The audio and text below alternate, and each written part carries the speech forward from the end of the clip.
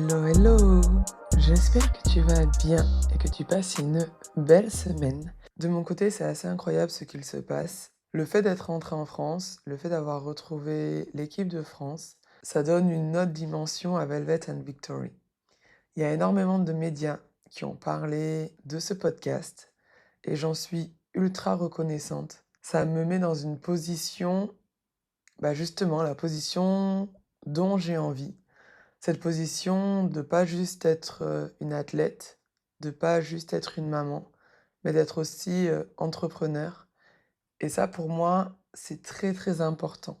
Ce podcast, il donne aussi une image de moi qui est différente, une image plus vulnérable pour des gens qui avaient, cette image de moi de la femme forte, la maman forte, celle qui est revenue de grossesse et bizarrement, mais pas trop bizarrement parce que je suis convaincue qu'il n'y a pas de hasard.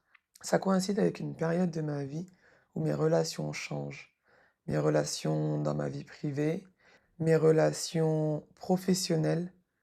Je dis stop à beaucoup de choses. En ce moment, j'ai envie d'avancer. Pour ça, je me soulage de certains poids, de certaines choses qui, à mon goût, me ralentissaient. Et en fait, je suis en train de réaliser que je ne suis plus la même femme. J'ai des envies différentes, je fais des choix différents, j'ai des visions différentes. Et la mise en lumière de ce podcast, elle permet aussi à des gens qui me connaissaient avant de se rendre compte de tout ça, de se rendre compte que Valou, elle a changé. Et en effet, j'ai changé. J'ai changé depuis ma maternité, oui, parce qu'une maternité, ça te change, une maternité, ça te fait évoluer. Mais le changement, je l'ai surtout senti au moment de mon divorce. Et c'est là où j'ai compris quelque chose que je n'avais jamais envisagé. C'est que certaines versions de soi-même ne sont absolument pas faites pour durer toute une vie. Pendant longtemps, j'ai été la femme forte, la femme qui gère, la femme qui contrôle. Mais un jour, je me réveille et tout a changé. Et c'est là où tu dois accepter la vérité que tu ne peux plus continuer à vivre comme avant alors que tu n'es plus la même femme qu'avant. Je suis convaincue qu'il y a un nombre incroyable de femmes qui vivent cette même transformation. Ce moment où ton identité est en train d'évoluer, et ça peut venir d'une rupture, ça peut venir d'une naissance, ça peut venir d'un changement de vie. Et c'est là où il y a un questionnement fort qui se révèle et où tu te demandes qui suis-je devenue? Bienvenue dans ton nouvel épisode de Velvet and Victory. Je suis Valériane, maman, basketteuse professionnelle, et aujourd'hui, j'ai envie d'explorer ce moment où une femme change et ce que ça demande d'accepter de devenir quelqu'un d'autre. Il y a un moment dont je me souviens très très bien.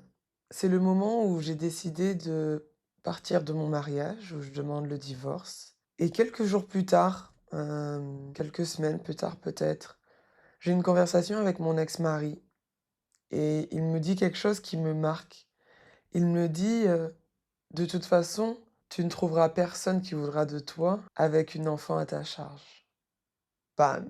Sincèrement, je lui en veux pas. Je sais même pas si je lui en ai voulu au moment où il a dit, parce qu'en fait, de une, ça m'a confirmé, que je faisais le bon choix et puis, en fait, je me suis très vite rendu compte quand j'ai divorcé que c'est difficile pour un homme d'accepter qu'une femme s'en aille, pas pour quelqu'un d'autre, mais juste, parce qu'elle se choisit. Donc, j'ai pas du tout ce sentiment, d'amertume, ce sentiment de rancune. En fait, je me suis juste dit, «OK, il est blessé et il va dire des choses pour essayer de me blesser, mais je suis trop sûre de moi sur ma décision pour, laisser ces paroles m'impacter». Et c'est à ce moment-là que j'ai compris que quelque chose avait changé. C'était pas seulement la situation qui avait changé, c'était moi. J'ai changé intérieurement. Pendant longtemps, je me définissais par des rôles. Femme, basketteuse, mère, partenaire. Et d'un coup, il y a certains de ces rôles qui disparaissent et d'autres qui évoluent. Et tu as cette question folle en toi qui te demande mais qui je suis? Qui je suis en train de devenir? Parce que quand une relation elle se termine, qu'elle soit amicale, amoureuse, familiale, professionnelle, c'est pas seulement une histoire qui se termine en fait. C'est aussi la fin de la femme qui était impliquée dans ces relations, de la femme que j'étais dans ces relations. C'est aussi la fin de l'équilibre que tu pensais avoir créé, de l'équilibre que tu pensais solide. Et puis c'est aussi la fin de la vie que tu avais imaginée, avec ces personnes, avec ces projets que tu avais imaginés. Et après, du coup, tu fais quoi? Ben, tu as tendance à essayer de reconstruire quelque chose de similaire, quelque chose qui te fait ressentir que tu reviens dans cette vie que tu t'étais construite. Tu es en recherche de confort, tu es en recherche de confiance, de stabilité, d'assurance. En fait, tu as cette envie profonde de retrouver l'identité que tu t'étais créée, l'identité que les gens autour de toi t'avaient créée et surtout l'identité qu'ils connaissent.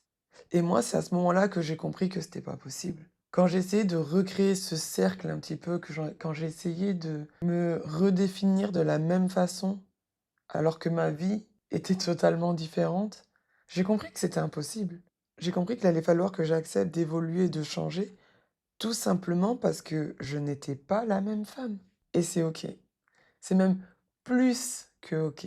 La maternité, ça a clairement été le début du changement. J'avais une autre profondeur, une autre sensibilité.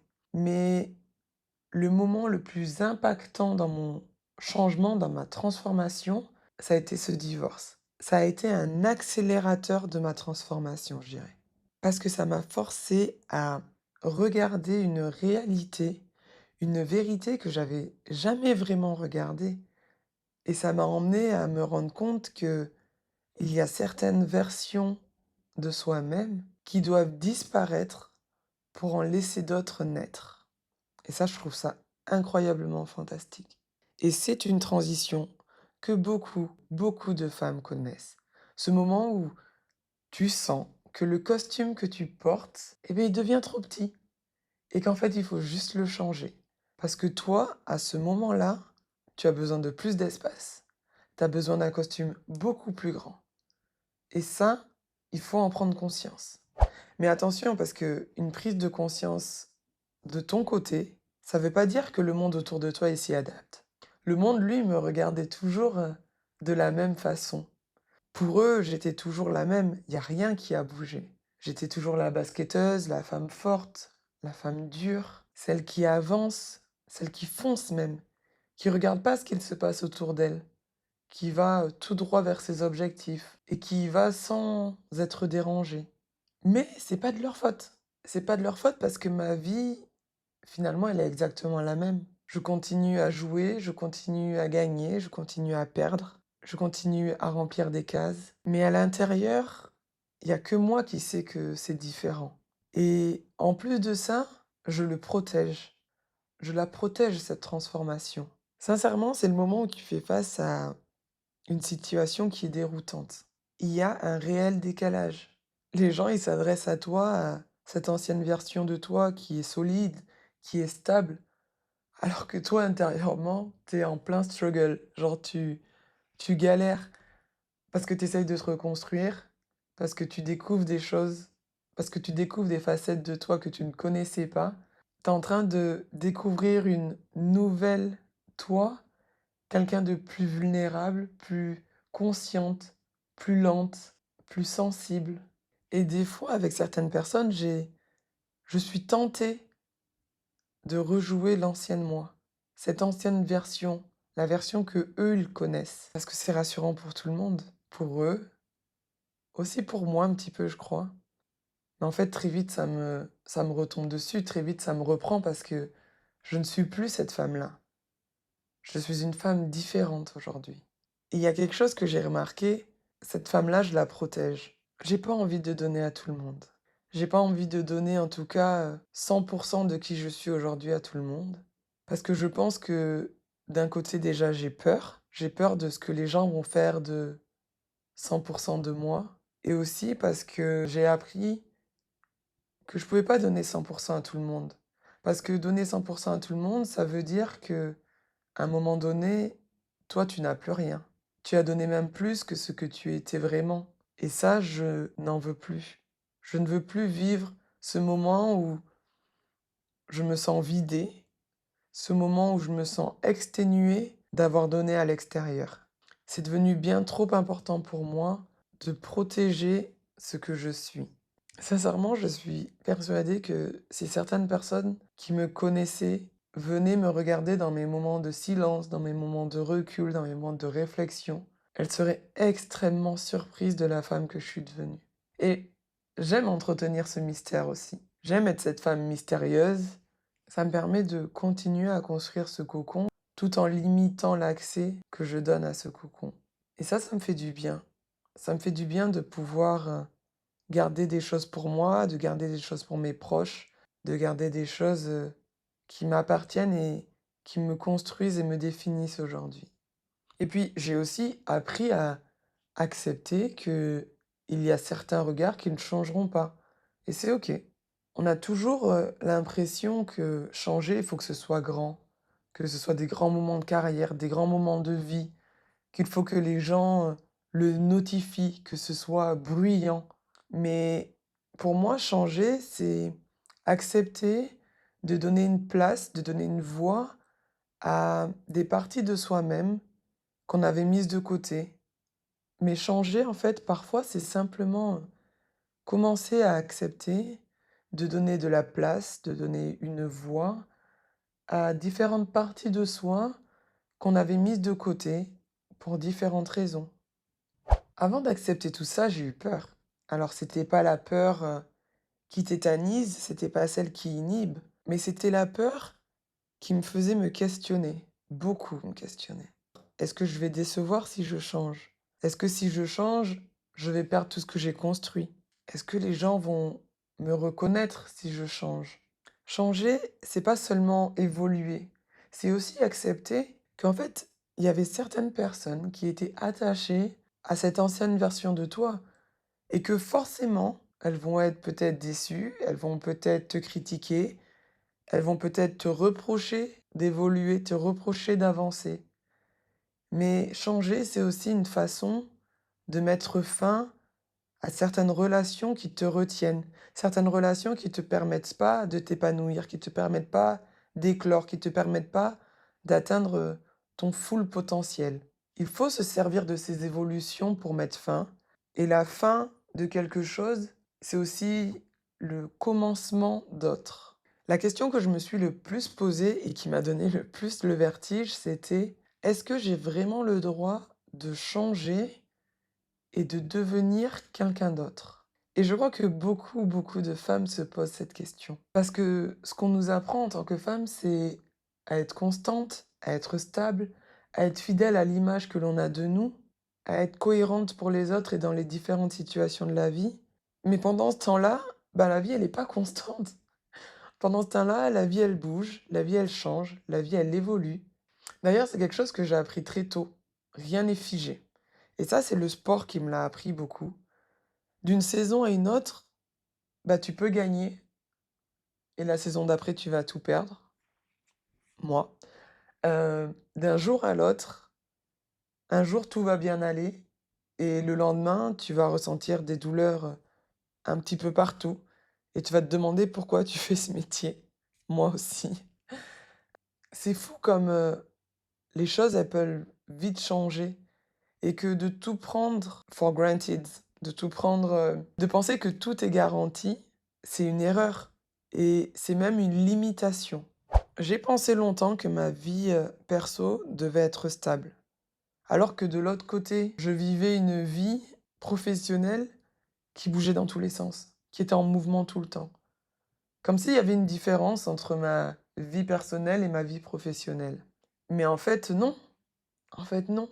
Ces 2 vies-là, elles me tiennent en alerte, ces 2 vies-là, elles évoluent, ces 2 vies-là, elles me poussent à m'adapter au quotidien. En fait, je crois que le plus difficile, c'est pas, d'accepter que la vie, elle change, c'est d'accepter que pendant qu'elle change, nous aussi on change. Nous aussi on évolue. Nous aussi on grandit. La maternité change une femme, une rupture change une femme, la vie change une femme, le temps change une femme. Et la vraie question, c'est: est-ce que j'accepte de laisser cette ancienne version de moi derrière moi? Même si, elle était confortable, même si elle était admirée. Parce que pour devenir la femme que je suis en train de devenir, j'ai dû accepter de laisser cette ancienne version. J'ai dû la laisser partir. J'ai dû accepter de ne plus être celle que j'étais. En vrai, changer, c'est pas seulement extérieur. C'est pas forcément une grande transformation. C'est pas forcément un moment explosif. Ça peut, et ça l'est des fois. Mais c'est pas que ça. Je pense que la transformation la plus profonde, la plus sincère, elle est ailleurs. Et qu'elle tient dans la relation qu'une femme entretient avec elle-même. Dans la manière de se regarder, dans la manière de se parler, de prendre soin d'elle, de se permettre ou non de devenir quelqu'un de nouveau. Longtemps, bien trop longtemps, je survivais dans ma zone de confort. Et c'est les moments importants de ma vie qui m'ont permis de rencontrer une nouvelle moi. Ils m'ont appris à me rencontrer différemment. Je me suis même mise à, à écouter des parties de moi que je n'avais jamais écoutées. Des aspects de ce dont j'avais envie. J'ai découvert de nouvelles choses que j'aimais, de nouvelles façons de faire aussi. Et à accepter tout simplement que je pouvais être différente. Et je me suis beaucoup réfugiée dans la prière. C'est quelque chose qui m'a énormément aidée. Et on a toutes quelque chose dans lequel on peut se réfugier. Ça peut être la spiritualité, ça peut être la nature, ça peut être l'introspection, ça peut être une vision, une mission différente. Et puis ça peut être l'amour aussi. Peu importe, pour moi c'est ça la vraie transformation. C'est quand une femme, elle trouve un pilier pour se regarder avec plus de douceur et arrêter de vouloir rentrer dans l'image que les autres ont d'elle, que les autres lui demandent de respecter et de remplir. En fait, c'est le moment où elle découvre la femme qu'elle est en train de devenir.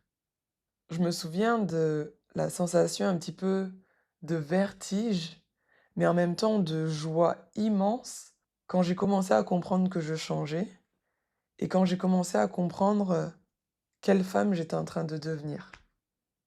Moi, je l'ai directement adorée. Aujourd'hui, j'adore la femme que je suis en train de devenir. J'adore la transformation qui a pris place. J'adore le process. J'adore les nouvelles choses que je découvre et celles que j'ai encore envie de découvrir. En fait, ça a été une libération. Je me suis sentie épanouie. J'ai développé de la vulnérabilité qui est maintenant devenue une force pour moi. Je suis plus sensible, plus féminine, plus alignée. J'ai compris que la vraie force d'une femme, la plus grande victoire, c'est de se donner la liberté d'évoluer. Que ma valeur ne se mesure pas à ce que j'accomplis, mais plus à la façon dont je me traite. En fait, aujourd'hui, j'apprends encore qui j'ai envie d'être. La transformation, c'est pas une rupture avec qui j'étais, c'est une rencontre. Une rencontre avec cette nouvelle version de moi-même que je construis tous les jours. La transformation d'une femme commence le jour où elle cesse d'essayer d'être celle qu'elle était avant. Et avec le temps, je crois que j'ai compris quelque chose. La transformation d'une femme, elle n'arrive pas toujours au bout d'un grand bouleversement. Elle arrive souvent en silence même. Dans ce moment où tu te rends compte que certaines choses qui te définissaient ne te définissent plus tout à fait. Quand tu sens que la femme que tu étais hier ne correspond plus à la femme que tu es aujourd'hui. Et que celle que tu es en train de devenir, tu ne la connais pas encore complètement. Et peut-être que c'est ça le vrai travail d'une femme. Pas de rester fidèle à une ancienne version d'elle-même. D'apprendre à accueillir celle qu'elle est en train de devenir. Je crois vraiment que beaucoup de femmes traversent ces moments de transformation, de changement. Ces moments où quelque chose en elles évolue et où la vraie question devient comment rester fidèle à soi-même tout en continuant à évoluer. Peut-être que le vrai défi pour la génération de femmes que l'on est, c'est pas de rester nous-mêmes, mais c'est d'évoluer sans perdre notre douceur. Et est-ce que ça correspond pas à l'équilibre Velvet and Victory? Velvet avec la douceur de se rencontrer honnêtement, et Victory avec la puissance d'oser vivre comme la femme que nous devenons. En tout cas, c'est la réflexion que j'ai en ce moment. Merci d'avoir passé ce moment avec moi. Merci de continuer à créer ces espaces, cette safe place. La communauté Velvet and Victory, elle continue à grandir. Je vois vos messages. J'essaye de répondre à tout le monde. Normalement, je le fais. J'ai aussi eu le plaisir, en rentrant en France pendant une semaine, de vous rencontrer et d'entendre vos mots. Vous n'imaginez pas à quel point ils sont importants pour moi, à quel point ils me touchent. Dans un premier temps, Velvet and Victory, je l'ai vraiment fait pour moi. Je l'ai fait pour moi parce que j'avais besoin de cet espace pour m'exprimer. Et en fait, je me rends compte que je le fais pas que pour moi. Je le fais pour toutes ces femmes ambitieuses qui n'ont pas envie de choisir, ou alors qui se sont choisies elles-mêmes, qui se sont choisies pour continuer à avancer, pour continuer à réussir, pour continuer à avoir des choix sur leur vie privée, sur leur vie professionnelle, pour continuer à être impactantes, peu importe les aspects. Alors merci d'être avec moi sur ce chemin. Prends soin de toi, donne-toi du crédit, donne-toi de la force. Continue à être ambitieuse, continue à avancer, continue à impacter. Et nous, on se retrouve la semaine prochaine pour un nouvel épisode. À très vite.